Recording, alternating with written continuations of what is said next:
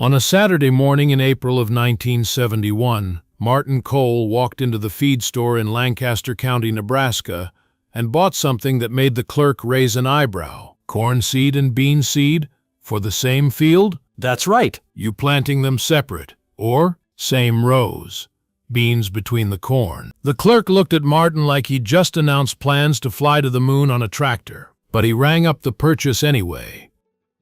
Customer's money was customer's money, even when the customer had clearly lost his mind. By the end of that day, everyone in Lancaster County knew that Martin Cole was planting 2 crops in the same field. By the end of that week, they had a nickname for him, Double Trouble Martin. The name stuck, and for the next 10 years, Martin would hear it everywhere he went, at the feed store, at the diner, at church, at the grain elevator, always with a smirk, always with that tone of voice that said, "Here comes the crazy man who doesn't know how farming works." Martin never argued. He just kept planting.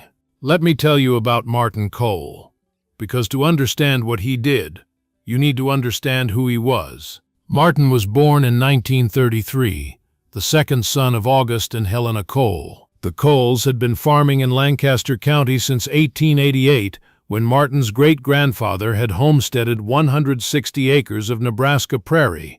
By the time Martin was born, the family had grown to 480 acres. Good land, productive land, land that had fed 4 generations. Martin's father, August, was a traditional man. He farmed the way his father had farmed, the way his grandfather had farmed. Corn, one year, soybeans the next, wheat when the rotation called for it. 1 crop per field, every year. That was how farming worked.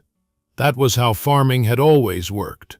Martin learned the traditional way. He worked the fields from the time he was old enough to hold a hoe, drove a tractor at 12, took over half the planting by 16. He was good at it, had a feel for the land, a sense of when to plant and when to wait, when to push and when to let nature take its course. But Martin was also curious. He read books, not just farm magazines, but actual books about soil science, plant biology, agricultural history. He read about farmers in other countries, other centuries, other climates. He read about things that worked and things that didn't. And he noticed that sometimes the things that didn't work had worked just fine for somebody, somewhere. One of those books changed his life. Let me tell you about the book, because it's where this story really begins. In the winter of 1968, Martin found a book at a used bookstore in Lincoln. It was old, published in 1923, written by a professor of agriculture at Cornell University. The title was Companion Planting, Ancient Wisdom for Modern Farmers. Most of the book was technical, soil chemistry, nitrogen cycles, root systems. But one chapter caught Martin's attention. It was called The 3 Sisters. The 3 Sisters was a planting technique used by Native American tribes for thousands of years. Corn, beans, and squash, planted together in the same mound. The corn grew tall and provided a structure for the bean vines to climb. The beans fixed nitrogen from the air and released it into the soil, feeding the corn. The squash spread along the ground, shading the soil to retain moisture and prevent weeds. 3 crops, 1 field, each one helping the others. Martin read that chapter 3 times. Then he went to the library and found more books. He read about the Iroquois and the Cherokee and the Hopi. He read about farmers in China who'd been interplanting for centuries. He read about modern experiments in companion planting, small-scale studies that showed real benefits. The science was clear. Certain plants, grown together, did better than the same plants grown apart. The beans were the key. Their roots hosted bacteria that could pull nitrogen directly from the air and convert it into a form that other plants could use. Free fertilizer, produced by the plants themselves. Why doesn't everyone do this? Martin asked himself. The answer, he realized, was simple. Because everyone did what their fathers had done, and their fathers had done what their grandfathers had done. And somewhere along the line, the old knowledge had been lost, replaced by the new orthodoxy of single-crop fields and chemical fertilizers. Martin decided to bring it back. Now let me tell you about the first year. because that's when the laughing started. In April of 1971, Martin planted 80 acres of corn, his usual allotment. Nothing unusual there. But between every 2 rows of corn, he planted a row of soybeans. Not the bushy modern soybeans bred for separate fields, but an older variety with a climbing habit, the kind that would grow up alongside the corn without competing for sunlight. His father, August, was still alive then, still living on the farm, though too old to work it. He watched Martin plant and didn't say much, but the look in his eyes said plenty. "You sure about this?" August finally asked on the 3rd day of planting. "I'm sure. Your grandfather never planted 2 crops together. Neither did I." "I know. There's a reason for that. Maybe the reason got lost somewhere." August shook his head and went back inside. He didn't bring it up again. The neighbors weren't so quiet. Roy Dennison, who farmed the 320 acres to the north, drove over on the day Martin finished planting. He stood at the edge of the field and stared at the alternating rows, corn, beans, like he was looking at a car crash. "Martin, what in God's name is this?" "Companion planting. The beans fix nitrogen, feed the corn. Corn provides structure for the beans. They help each other. They'll choke each other, is what they'll do. 2 crops competing for the same sun, same water, same nutrients. One or both will die. Maybe. We'll see." "We'll see?" Roy laughed. "Martin, I've been farming 40 years. My daddy farmed 40 years before that. Nobody plants 2 crops in the same row. There's a reason for that." "So I've heard." Roy drove away, shaking his head. By evening, he'd told the story to everyone at the feed store. "Let me tell you about Glenn Patterson," because he was the loudest voice against Martin's experiment. Glenn owned Patterson Equipment, the John Deere dealership in town. He'd been selling tractors and combines and planters for 25 years, and he considered himself an expert on farming. Not because he farmed himself, but because he talked to farmers all day long. He knew what worked. He knew what sold. And he knew that nobody bought equipment designed for planting 2 crops in the same field, because nobody was stupid enough to try. Glenn drove out to Martin's farm on a Sunday afternoon, 2 weeks after planting. He brought his son, Glenn Jr., who worked at the dealership, and shared his father's certainty about everything. "Had to see it for myself," Glenn said, walking along the edge of Martin's field. The corn was just coming up, tiny green shoots in neat rows. Between them, the bean seeds were just starting to break the surface. "What do you think?" Martin asked. Glenn laughed, not a polite chuckle, a real laugh, the kind that comes from the belly. "What do I think?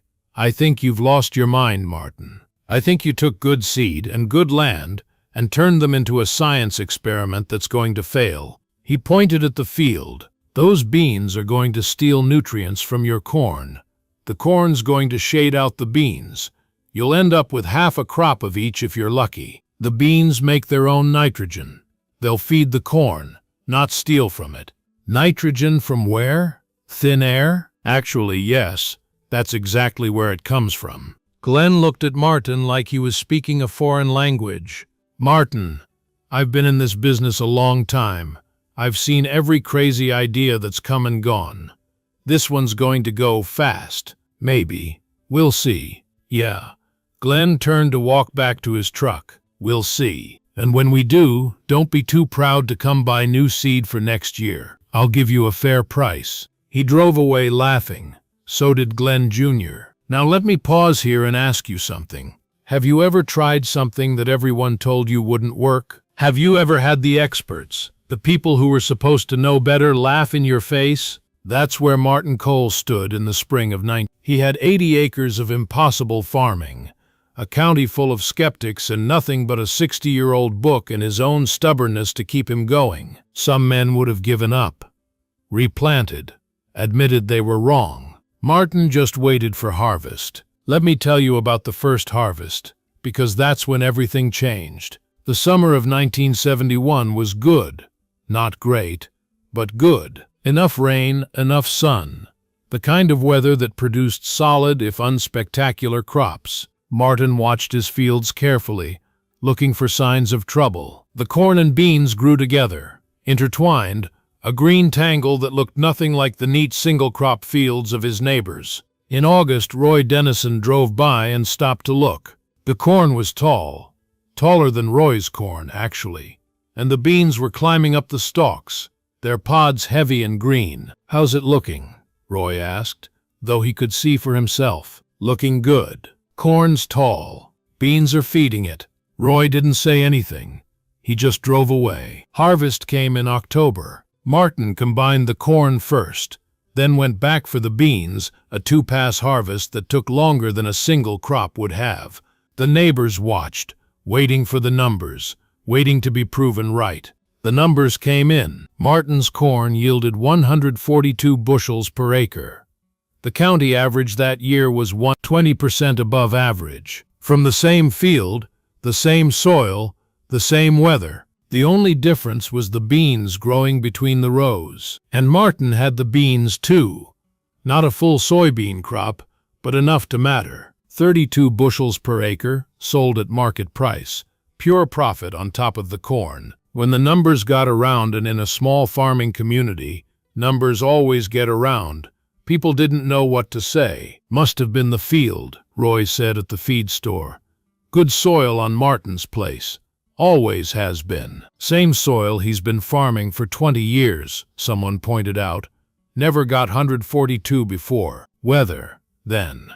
Some fields catch the rain different. Same rain fell on your field, Roy. You got 150. Roy didn't have an answer for that. Glenn Patterson had an answer, though. "1 year doesn't prove anything.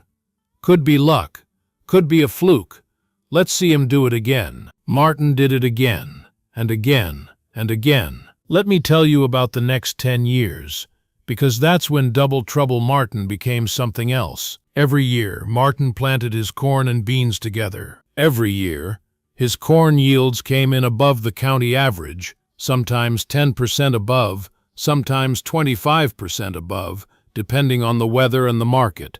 And every year, he had the bean harvest on top. He also spent less on fertilizer. That was the part that really got people's attention. In the 1970s, with oil prices rising and fertilizer costs going through the roof, every farmer in Lancaster County was scrambling to afford the nitrogen their corn needed. Martin's bean plants made their own. By 1975, Martin was spending 40% less on fertilizer than his neighbors. His yields were higher, his profits were better, and he was doing it with a technique that everyone had said was impossible. The nickname evolved.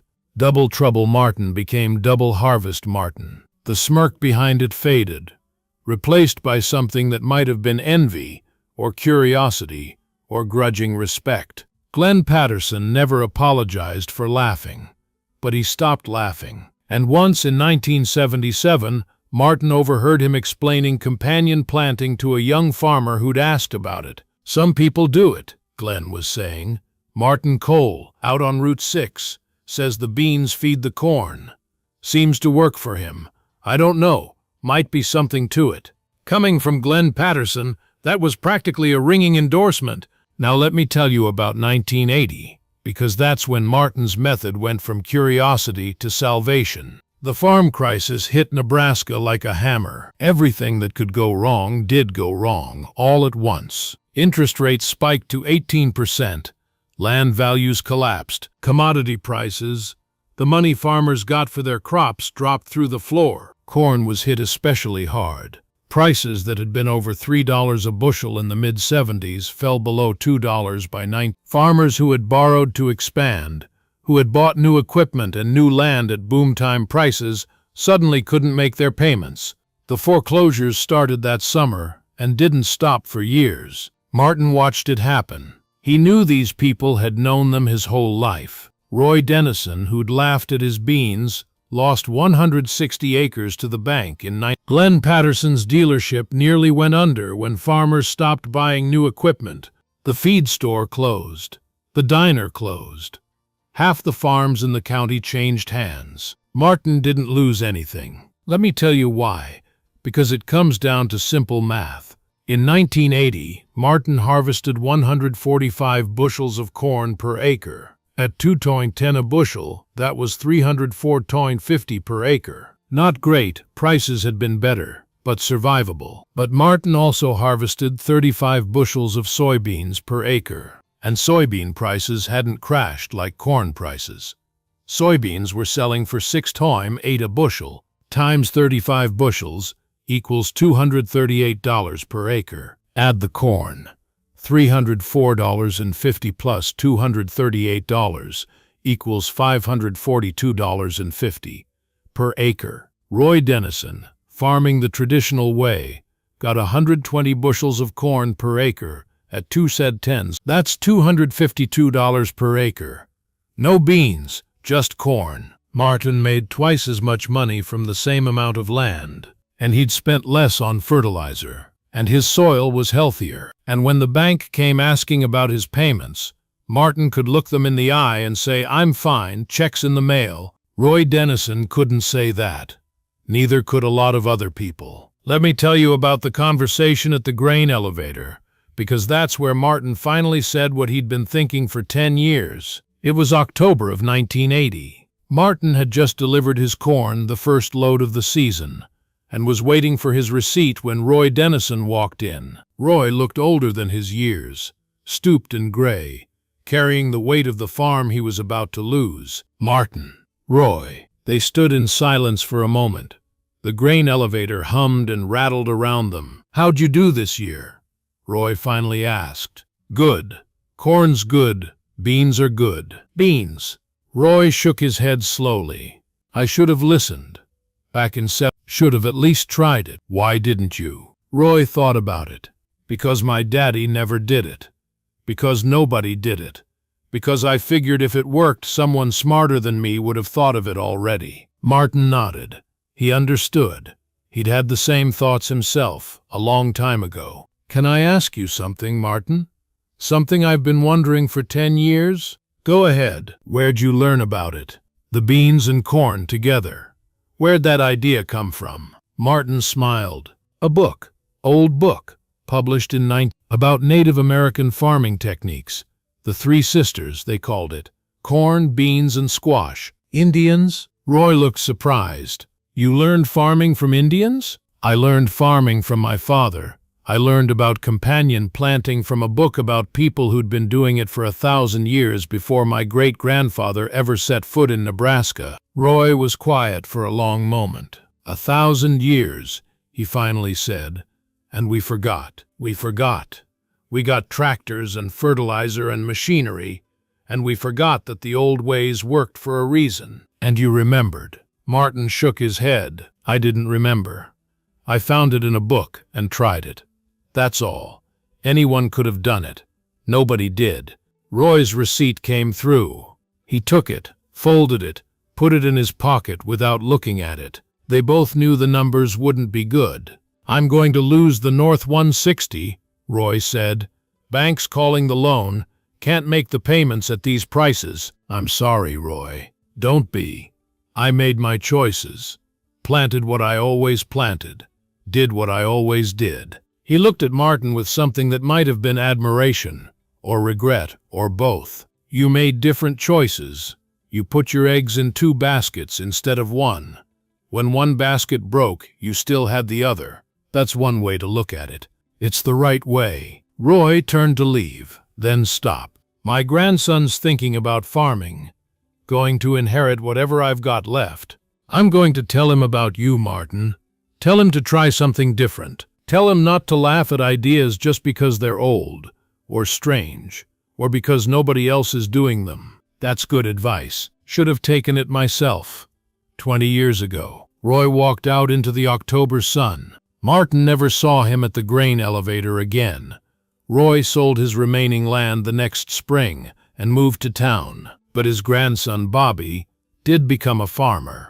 And Bobby Dennison was one of the first in the next generation to plant corn and beans together. Martin taught him how. Let me tell you about the teaching, because that's what Martin spent his last years doing. After 1980, after the crisis showed everyone what could happen when you bet everything on one crop, People started asking Martin questions. How did you plant the beans? What variety? How close to the corn? When do you harvest? Martin answered every question. He walked farmers through his fields, showed them his methods, explained the science as best he understood it. He never charged a fee, never asked for credit, never said "I told you so" to the people who'd laughed at him. Knowledge isn't worth anything if you keep it to yourself, he told his wife Eleanor when she asked why he spent so much time teaching instead of farming. The whole point is for it to spread. By 1990, a dozen farms in Lancaster County were using some version of Martin's technique. By 2000, it had spread across Nebraska. Today, intercropping, the modern term for what Martin was doing, is practiced on farms all over the world. Once scientists study it, universities teach it, agricultural extension agents recommend it. They don't call it double trouble anymore. They call it sustainable agriculture. They call it regenerative farming. They call it the future of food production. Martin called it common sense. Let me tell you about the end, because every story needs one. Martin Cole died in 2008, at the age of 75. He'd been farming until the year before, when a stroke finally forced him to slow down. His son Thomas had taken over the operation by then, running the same 480 acres with the same techniques Martin had pioneered. The funeral was held at the Lutheran church in town. The pews were full. Farmers from 3 counties, agricultural extension agents, a professor from the University of Nebraska who'd studied Martin's methods, even a reporter from a farming magazine who was writing a story about companion planting. Pastor Williams, who'd known Martin for 40 years, gave the eulogy. He talked about Martin's faith, his family, his dedication to the land, but everyone knew what he'd really be remembered for. Martin Cole was a man who tried something different, Pastor Williams said. When everyone told him it wouldn't work, he did it anyway. When they laughed at him, he kept going. When they gave him a nickname meant to mock him, he wore it like a badge of honor. The pastor paused. Double Trouble Martin, they called him, because he planted 2 crops where everyone else planted 1. Because he refused to do things the way they'd always been done. Because he believed that old wisdom and new thinking could work together just like his corn and beans. He looked out at the congregation. Martin never got rich from his method. He could have patented it, marketed it, turned it into a business. He didn't. He gave it away to anyone who asked, because he believed that good ideas belong to everyone. The pastor closed his Bible. When Martin was a young man, he read a book about Native American farming. The 3 sisters, they called it, corn, beans, and squash, growing together, helping each other. A technique that had fed people for 1,000 years before any of our ancestors arrived on this continent. Martin didn't invent companion planting. He just remembered it when the rest of us had forgotten. He brought it back, and because of him, farms are healthier today. Soil is richer. Farmers have more options, more resilience, more ways to survive when times get hard. Pastor Williams smiled. Double Trouble Martin. That's what they called him. But the only trouble he caused was for people who thought they knew everything already. For the rest of us, for anyone willing to learn, willing to try, willing to put 2 seeds in the ground instead of 1, Martin Cole was no trouble at all. He was a blessing. Let me tell you one more thing, because it's the thing that matters most. On Martin's gravestone, below his name and dates, there's an inscription. Eleanor chose it, with help from Thomas and the grandchildren. It's simple. Martin would have wanted it simple, but it says everything. He planted 2 seeds and fed the world. Below that, carved in smaller letters, corn and beans, 1971 forever. The farm is still operating today. Thomas retired a few years ago, and his daughter Rachel runs it now. She plants corn and beans together, the way her grandfather taught her father, the way her father taught her. She still gets questions about it. Visitors, students, other farmers wanting to learn. Rachel shows them the fields, explains the technique, tells them about her grandfather and the book he found in a used bookstore in 19... He wasn't smarter than everyone else, she says. He just wasn't afraid to try something different. He read a book, thought it made sense, and did it. That's all. Anyone could have done it.